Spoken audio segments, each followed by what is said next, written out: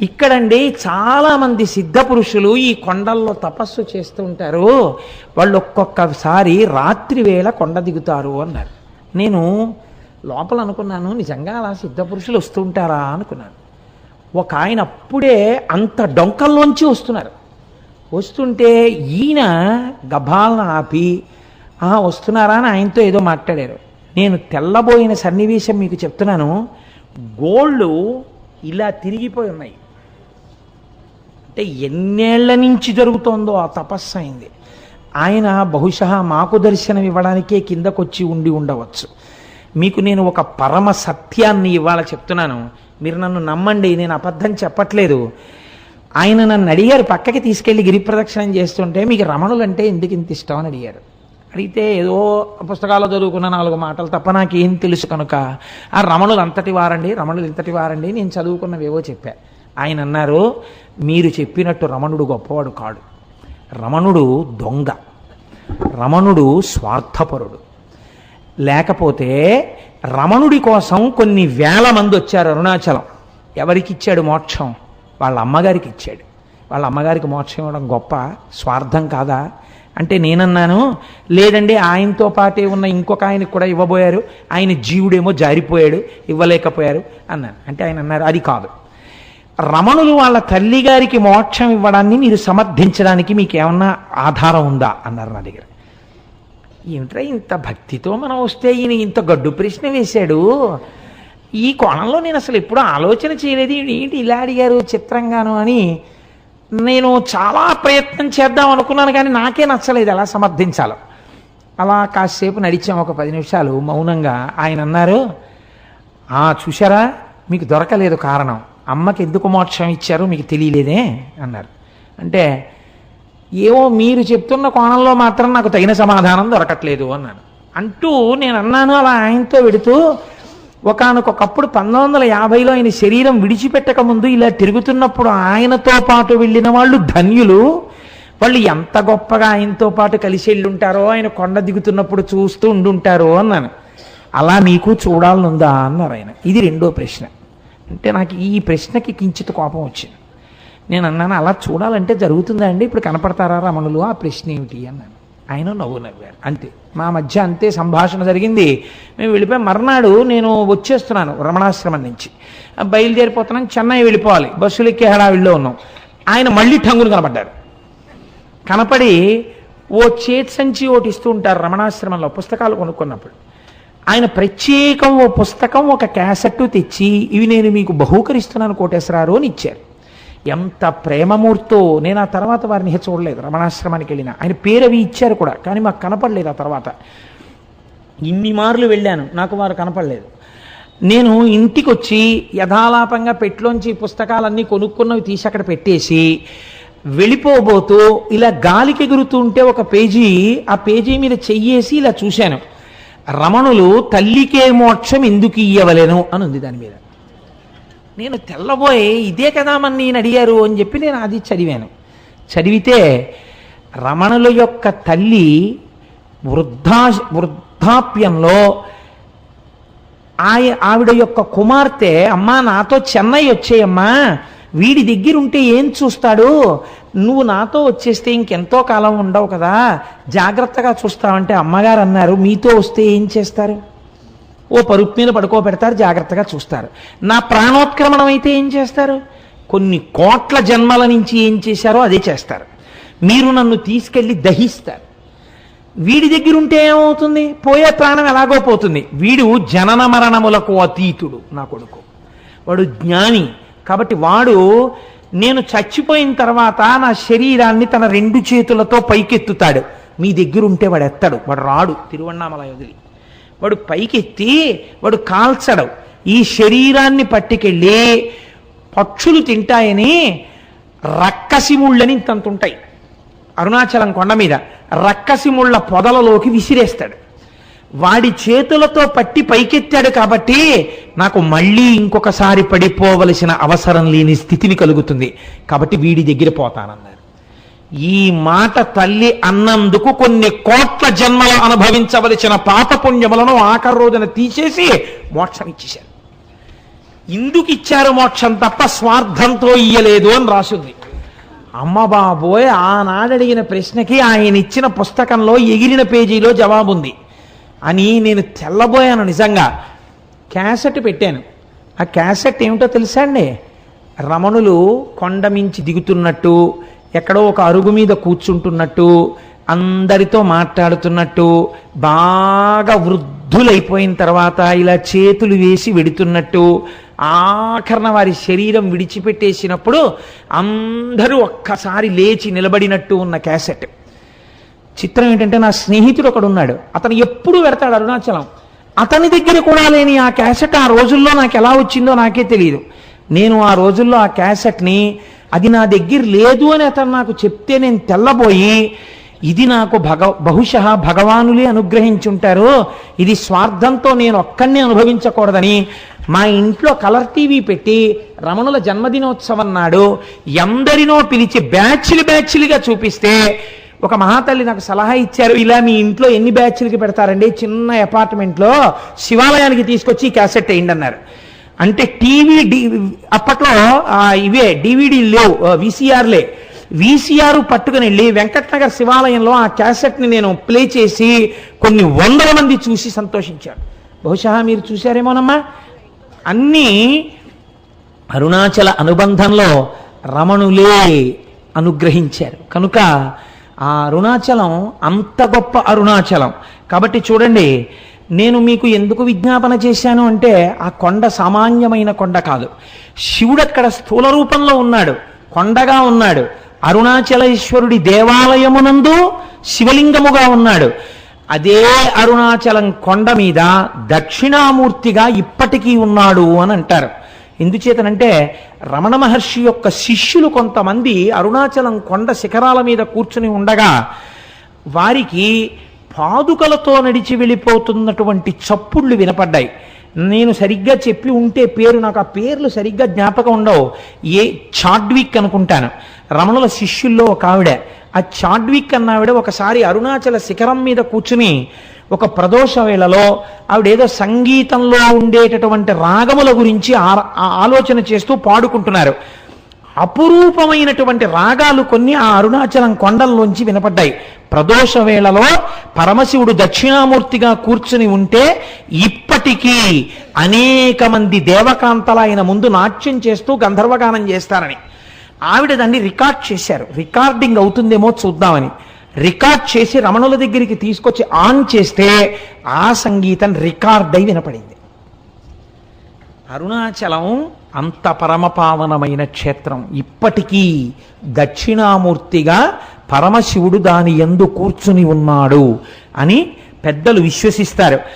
అటువంటి అరుణాచలంలో ఒక మహానుభావుడు, కాళ్ళు ఉండేవి కావు ఆయనకి, ఆయన అరుణగిరికి ప్రదక్షిణం చేద్దామని కేవలం పిరుదుల మీద డేకుతూ వెడుతున్నాడు.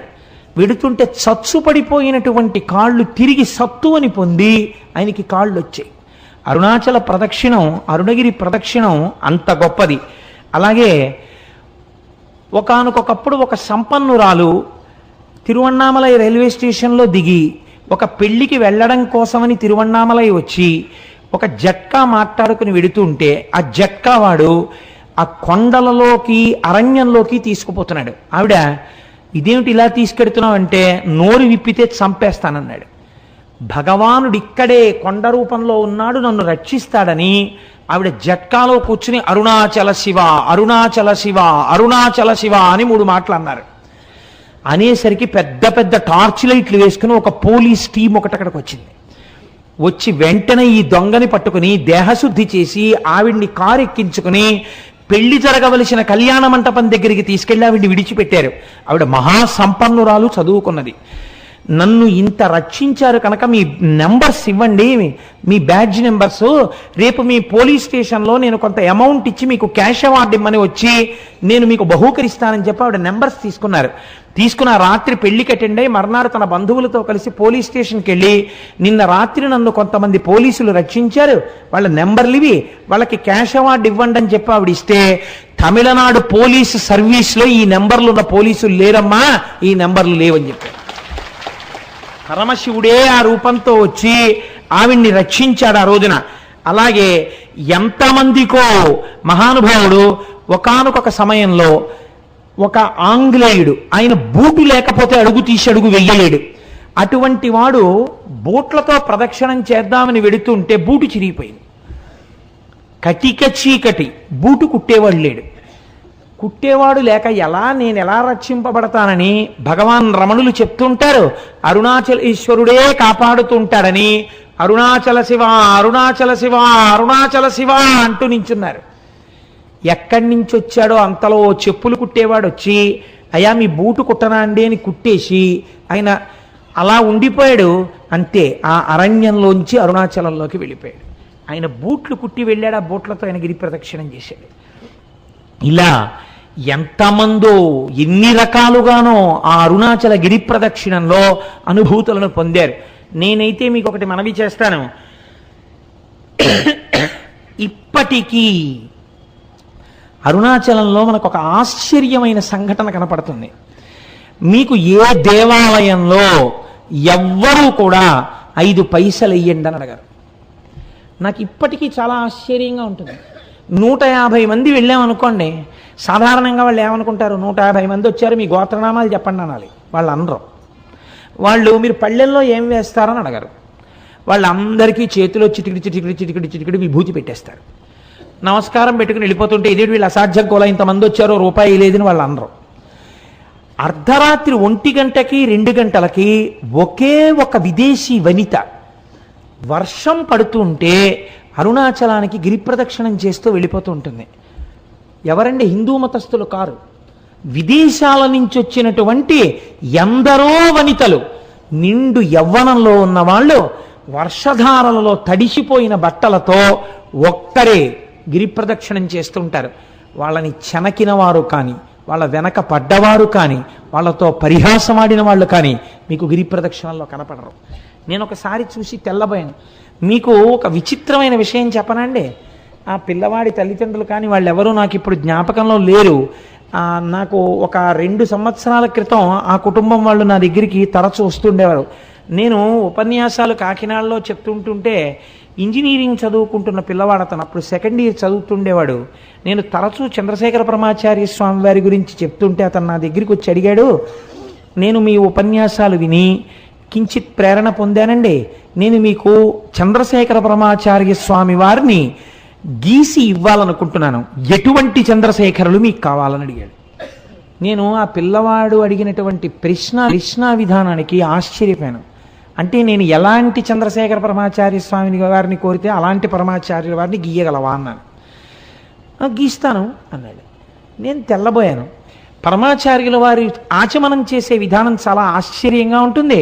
2 మోకాళ్ళు ఇలా పెట్టి 2 మోచేతులు మోకాళ్ళ మధ్యలో పెట్టి కమండలం కింద పెట్టి ఆచమనం చేస్తారు. ఏది అలాంటి బొమ్మ గీయన్నాను. మీరు నమ్ముతారా? అతను ఒక వైట్ కార్డుబోర్డు మీద పెన్సిల్తో చక్ చక్ చక్ చక్ చక్ చక్ గీసాడు. అది గీసేసి నాకు బహూకరించాడు, పేరు రాసి. నేను తెల్లబోయి అది ఫోటో కట్టించుకుని ఇంట్లో పెట్టుకుంటే ఇప్పుడు సుబ్రహ్మణ్యోత్సవాలకి రాబోతున్నటువంటి స్వరూపానందేంద్ర సరస్వతి స్వామి వారు భిక్షకి మా ఇంటికి వచ్చారు. ఆయన వస్తూనే తిన్నగా ఫోటో దగ్గరికి వెళ్ళిది ఎక్కడిది నీకని అడిగారు. అడిగితే నాకు ఒక ఇంజనీరింగ్ స్టూడెంట్ గీశాడండి అన్నాను. నువ్వు ఏమనుకోకపోతే ఇది నాకు ఇచ్చేయగలవా అని అడిగారు. తప్పకుండా తీసుకోండి స్వామి అన్నాను. ఆయన వెంటనే తీసుకుని కళ్ళకద్దుకుని తన పరివారానికి ఇచ్చి ఇది మన పీఠానికి చేర్చండి అని ఇచ్చారు. ఆ పిల్లవాడు అరుణాచలం వెళ్ళి నాకు ఫోన్ చేశాడు, నేను అరుణాచలం వచ్చానండి గిరి ప్రదక్షిణం చేయడానికి కోటేశ్వరారు, ప్రారంభం చేస్తున్నానండి అని. ఆ తర్వాత ఒక 4 రోజులు పోయిన తర్వాత నా దగ్గరికి ప్రసాదం పట్టుకుని వచ్చాడు. అతను ఎప్పుడు వెళ్ళాడు గిరి ప్రదక్షిణానికి? మంచి రోహిణీ కార్తెలో వెళ్ళాడు. వెళ్ళి తెలియక చిన్నపిల్లవాడు కదా, విని విని విని విని ఉన్నాడు. ఆ భక్తి పెంచేసుకున్నాడు. ఉదయం 8 గంటలకు బయలుదేరాడు. ఆది అన్నామలై దేవాలయం దగ్గరికి వెళ్ళేటప్పటికి 11 అయింది. అరికాళ్ళన్నీ బొబ్బలెక్కిపోయాయి, ఇంకా కాలు ఇలా పడలేదు. అయ్యయ్యో, నేను ఇంత పూనికతో వచ్చాను, నేను ప్రదక్షిణం చెయ్యలేనా అని ఒక చెట్టు కింద కూర్చుని ఏడ్చేట. ఆ ఏడవడమే క్షణం ఆకాశం అంతా మేఘాలు పట్టి వర్షం ధారల కింద పడిపోయి చల్లబడిపోతే అతను గిరి ప్రదక్షిణం చేసి నాకు అరుణాచలం నుంచే ఫోన్ చేశాడు. నేను ఇటువంటి అనుభూతిని పొందాను కోటేశ్వరరావు, ప్రసాదం పట్టుకుని మీ ఇంటికి వస్తున్నానని నాకు పట్టుకొచ్చి ప్రసాదం ఇచ్చాడు. తరచూ నా దగ్గరికి వస్తుండేవాడు ఆ కుర్రవాడు. తర్వాత ఉద్యోగం వచ్చినప్పుడో ఎప్పుడో కూడా నా దగ్గరికి వచ్చాడు. నా దగ్గరికి నేను కొంచెం వచ్చేవాళ్ళని ఎందుకు అనాలి, నాకే జ్ఞాపక శక్తి తక్కువ, గుర్తుండదు. ఇప్పుడు పాపం ఎక్కడికి వెళ్తున్నానని చెప్పాడో, ఎక్కడ ఉద్యోగానికి వెళ్ళాడో. కానీ ఆ పిల్లవాడు ఈ పరమ పవిత్రమైన ఉపన్యాసంలో స్మరింపబడడం చేత అతని జీవితం ఈశ్వరుడి చేత చక్కగా రక్షింపబడుతుంది. కాబట్టి నాకే ఎన్ని అనుభూతులు ఉన్నాయో అరుణాచల క్షేత్రంతో, తెలిసి తెలియని నేను 4 మాటలు చెప్తే నమ్మి వెళ్ళిన వాళ్ళు భక్తి వలన ఎన్ని అనుభవించారో అరుణాచల క్షేత్రంలో. కాబట్టి ఆ అరుణాచలం కొండయందు నమ్మకం పెట్టుకొని ఆ అరుణాచలం వెళ్ళి మీరు ఆ కొండల కింద చూస్తుంటే ఎన్ని తీర్థాలు కనపడతాయో, ఎన్ని చెరువులు కనపడతాయో. చిత్రం ఏమిటో తెలుసా అండి, అరుణాచలానికి ఏకకాలమునందు ప్రదక్షిణం చేస్తారు. ఒకటి మనుష్యులు చేసేటప్పుడు ఎడం పక్క నుంచి తిరుగుతారు, దేవతలు కుడి పక్క నుంచి వస్తారు. అందుకే వాళ్ళకి అడ్డెళ్ళకూడదని చెప్పి అటు వెళ్ళొద్దంటారు కుడి పక్కకి. అరుణాచలగిరి ప్రదక్షిణం చేసేటప్పుడు ఒక మర్యాద ఉంది శాస్త్రంలో. మనంతట మనం తగిలించుకోవడం కాదు, నిజంగా బాగా భక్తులని రుజువేమి అంటే, ఎవరైనా గిరి ప్రదక్షిణం చేసేటటువంటి సమయంలో ఒకవేళ వాళ్ళ యొక్క కాలు కానీ వేలు కానీ తెగి నెత్తురు ధారలై కారితే వేరొకరికి ఆ రక్తధారని ఆపే అధికారము లేదు. సాక్షాత్తు శ్రీ మహాలక్ష్మి వచ్చి తన పట్టుచీర కొంగు చింపి కట్టుకడుతుంది అని ప్రమాణం. ఇది ఎంత నిజమో మీకు చెప్పనండి. నేను ముత్యాల సత్యనారాయణ ఇక్కడే ఉన్నాడు, మాతో హరిప్రసాద్ గారని డిప్యూటీ మేనేజర్ క్వాలిటీ కంట్రోల్ చేశారు మాకు. ఇవాళ పొద్దున్న కూడా వారు నాకు ఫంక్షన్లో కనబడ్డారు. ఆయన మొదటిసారి అరుణాచలం వచ్చారు భార్యతో, గిరి ప్రదక్షిణం చేస్తున్నారు. ఇలా గుళ్ళోకి వెళ్ళి బయటికి వస్తున్నారు ప్రదక్షిణం చేస్తూ. అసలు అంత దెబ్బ తగిలే అవకాశం లేదండి. ఆవిడ కాలు వేలు తెగిపోయి నెత్తురు కారింది, పెద్ద మడుగు కట్టింది, అంత రక్తం కారిపోయింది. అడిగిపోయాడు మా సత్యనారాయణ. ఇప్పటికీ నాతో మొన్న కూడా అన్నారు హరిప్రసాద్ గారు, నేను ఆశ్చర్యపోయేది కోటేశ్వరరావు, నేను ఎంత ప్రయత్నించా కానీ రక్తధార ఎక్కడి నుంచి వచ్చిందోనయ్యా. ఓ పెద్ద ఆవిడ కొండలోంచి పరుగు పరుగున వచ్చింది, వచ్చి ఉండవయా అని గబక్క లోపలికెళ్ళి 4 ఆకులు తీసుకొచ్చి పిండిందిలాగా, పిండగానే రక్తం కట్టేసింది. ఆవిడ కొంగు చింపి కట్టు కట్టిందయా. ఎంత ఆశ్చర్యం. డాక్టర్ దగ్గరికి తీసుకెళ్తే కలేరు తగ్గిపోతుందని కుట్లేసాడు, తగ్గిపోయింది. ఎంత చిత్రం అన్నారు. అయ్యా మీరు ఎంత భాగ్యవంతులండి, మీ ఆవిడ ఎంత పుణ్యం చేసుకున్నదో, ఎంత మంచి హృదయమో. కాకపోతే ఆవిడికి లక్ష్మీదేవే కట్టు కట్టిందండి. మీరు నమ్మండి, స్కాంద పురాణం అలా చెప్పిందని చెప్పాను నేను. ఏం సత్యనారాయణ నిజమా కదా? లేచి నిలబడి చెప్పు, లేకపోతే నేను అబద్ధం చెప్పాను అనుకుంటారు. నిజమా కాదా? కూర్చో అంటే ఏమిటి, నువ్వు వెళ్ళిన ఈ పాటికే నీకు ఇన్ని అనుభవాలు ఉన్నాయని మీరు అనుకుంటారేమో అని నా భయం. ఇవన్నీ నేనేదో చెప్పేస్తున్నాడు, ఏదో చెప్పమన్నాం కదా అని వీడు చాలా చెప్పేస్తున్నాడు రో, ఇంకా నమ్మచ్చా నమ్మకూడదా అనుకుంటారేమో నా భయం. అందుకని సాక్ష్యాలు ప్రవేశపెట్టాను. కాబట్టి అరుణాచలం అరుణాచలమే, దాని పేరే అరుణాచలము. అచలము అంటే కదలని వాడు, కదలనిది అంటే జ్ఞానము. ఎప్పుడు తనలో తాను రమించేటటువంటి పరమేశ్వరుడు అచలుడై ఉంటాడు. అరుణము, అరుణము అంటే ఎర్రనిది, కారుణ్యమూర్తి, అపారమైన దయ కలిగినది అమ్మ. అమ్మ అయ్య కలిసినదే అరుణాచలము కొండ. కాదు కాదు, అరుణాచలంలో ఉన్నటువంటి శిలలను తీసుకెళ్ళి అమెరికా సంయుక్త రాష్ట్రాల్లో ఉన్న శాస్త్రవేత్తలు అక్కడ ఉండే ప్రయోగశాలలో పరిశీలన చేశారు. చేస్తే వాళ్ళు అన్నారు, ఈ అరుణాచలం కొండ హిమాలయ పర్వతాల కన్నా ముందుది. ఇది ఎప్పుడు ఏర్పడిందో మేము చెప్పలేం. ఎందుకంటే అగ్నిహోత్రములో తప్తమై ఘనీభవించిన మొదటి రాళ్లే అరుణాచలం కొండ అని వాళ్ళు నిర్ధారణ చేశారు. మేము చెప్పలేం దీని కాలం అని. మన పురాణం ఏమని చెప్పిందో తెలుసా అండి? స్కాందం, ఈ అరుణాచలం కొండ కృతయుగంలో ఇది మట్టిగా లేదు, ఒక పెద్ద జ్యోతి ఇక్కడ ప్రకాశిస్తూ ఉండేది. ఆ జ్యోతికే ప్రదక్షిణం చేసేవారు ఆ రోజుల్లో. ఉపాసనా బలం అలా ఉండేది. కాబట్టి రాను రాను రాను రాను ఉపాసనా బలం తగ్గిపోయి శరీరములు ఆ శక్తిని తట్టుకోలేని స్థితి వస్తే ఒక్కొక్క యుగంలో ఆ కొండ ఒక్కొక్క రూపుని మార్చింది. ఆ కొండ త్రేతాయుగంలో బంగారు పర్వతమైనది. బంగారు పర్వతానికి ప్రదక్షిణం చేసేవారు. ద్వాపరయుగం వచ్చేసరికి ఆ కొండ రాగి పర్వతమైనది. కలియుగం వచ్చేసరికి అది శిలారూపమును దాల్చినది. కానీ ఇప్పటికీ అది యథార్థమునకు అగ్నియే. ఆ అగ్నియే పంచభూతములలో అగ్నిలింగము, లింగము.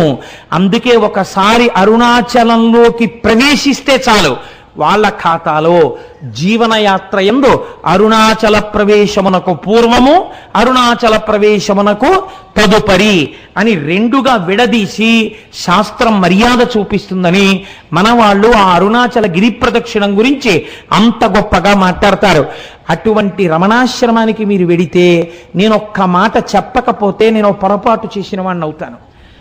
ఇవాల్టి రోజున మన మత వైభవం ఏమిటో మనకి తెలియదు, మన సనాతన ధర్మము యొక్క గొప్పతనం ఏమిటో మనకి తెలియదు. మన సనాతన ధర్మము గురించి మనం వెలితి మాటలు మాట్లాడతాం, ఏకి మాటలు మాట్లాడతాం. మీరు ఇవాళ రమణాశ్రమానికి వెళ్ళి చూడండి, శేషాద్రి స్వామి కాటేజెస్ దగ్గరికి వెళ్ళి చూడండి.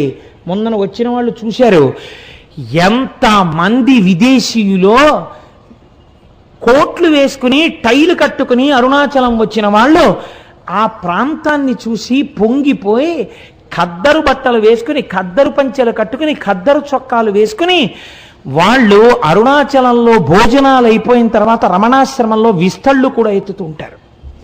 వాళ్ళు ఇంతంత విభూతి రేఖలు ఎట్టుకుని, ఇంతంత బొట్లు పెట్టుకుని, విదేశీ వనితలు చీరలు కట్టుకుని ఉంటారు. కట్టుకుని వాళ్ళు అక్కడ కూర్చుని సంస్కృతంలో ఉన్నటువంటి శ్లోకాలని ఇంగ్లీష్లో రాసుకుని, అందరి దగ్గర తెలుసుకుని, ఉచ్చారణ నేర్చుకుని చక్కగా వాళ్ళు నిజంగా శ్లోకాలు చదువుతుంటే అసలు ఏమి సాధనరా అనిపిస్తుంది. మీకు నేను ఒక సంఘటన చెప్తాను. నేను ఒకసారి అరుణాచలం వెళ్ళినప్పుడు బాగా తెల్లవారుజామున కొండల మీదకెడితే బాగా తపస్సులో కొన్ని సంవత్సరాల నుంచి ఉన్నటువంటి వాళ్ళ గుహల దగ్గర పాలు పిట్టొచ్చే వాళ్ళు కనపడతారు అని చెప్పారు. అప్పట్లో నేను మా పినమామ గారితో ఎక్కువ వెడుతుండేవాడిని. ఆయన్ని తీసుకుని కొండ మీదకి వెళ్ళాను. అయితే ఇంకా చీకటి విడవలేదు. అప్పటికే ఒక ఫారినరు, ఒక ఫారిన్ లేడీ, దేవర్ యంగ్ కపుల్, వాళ్ళిద్దరూ దిగొస్తున్నారు. దిగొస్తుంటే మా పినమామ గారు గబగబా వెళ్ళి, కొంచెం దూకుడు మనస్తత్వం ఉన్నవారు, సంతోషం ఎక్కువ ఉన్నవారు, వాళ్ళ దగ్గరికి వెళ్ళి వాళ్ళని సంతోషంగా మీరు ఎక్కడికి వెళ్ళి వస్తున్నారు అని అడిగారు. అడిగితే ఆవిడంది, ఇక్కడ నేను బాగా దూరంగా కనపడేటటువంటి ఆ గుహలో ఒక యోగి తపస్సు చేస్తున్నాడు. కేవలముగా అస్థిపంజరం ఎలా ఉంటుందో అంత శుష్కించిపోయాడు. కన్నంలోంచి మాత్రమే చూడమని పాలాయన చెప్పాడు నాకు. నేను కన్నంలోంచి చూశాను, కానీ నాకు ఆయన శరీరంలోంచి కొన్ని వేల వోల్ట్ల బల్బు వెలుగుతున్నట్లు కాంతితో నాకు దర్శనమైంది. ఇతను అక్కడ పాల కుండ ఒకటి పెట్టి వస్తుంటాడు ఒక పిడతతోటి. మరునాడు వెళ్ళేటప్పటికి తాగి ఖాళీ పిడత ఉంటుంది, తాగకపోతే ఇంకొక పాల పిడత పెట్టి వచ్చేస్తుంటాడు. అటువంటి తపశ్శక్తితో ఉన్న మహాపురుషుణ్ణి చూశాను అంది ఆవిడ. అంటే మా పినమామ గారు ఆవిడికి వెరీ గ్లాడ్ మా దేశం వచ్చి మీరు ఇటువంటి చూశారు అని ఇలా షేక్ హ్యాండ్ ఇచ్చారు. అంటే ఆవిడ షేక్ హ్యాండ్ ఇవ్వకుండా ఇలా నమస్కారం చేసింది. You are really great that you have born in a country like India. You are saying that you are staying in Kakinada. By undertaking one night's journey, you are capable of coming to Tiruvannamalai and see such holy men. But we are cursed.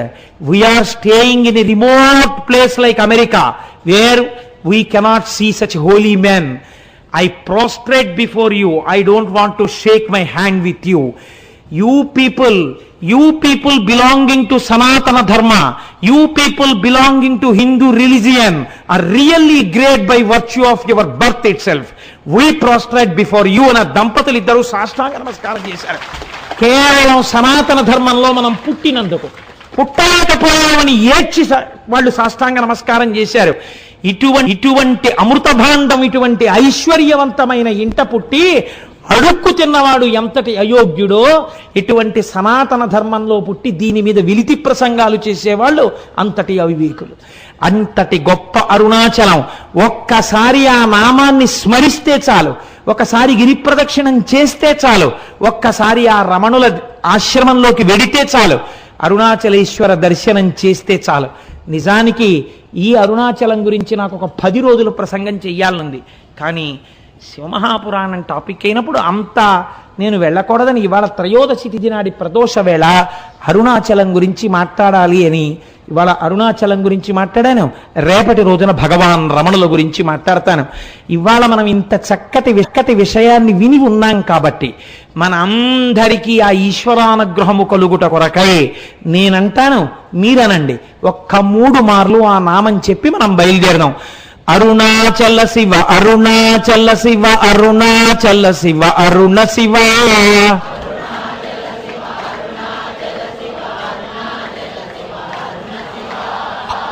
Arunachal Shiva Arunachal Shiva Arunachal Shiva Aruna Shiva Arunachal Shiva Arunachal Shiva Arunachal Shiva Aruna Shiva Arunachal Shiva Arunachal Shiva Arunachal Shiva Aruna Shiva Arunachal Shiva Arunachal Shiva Aruna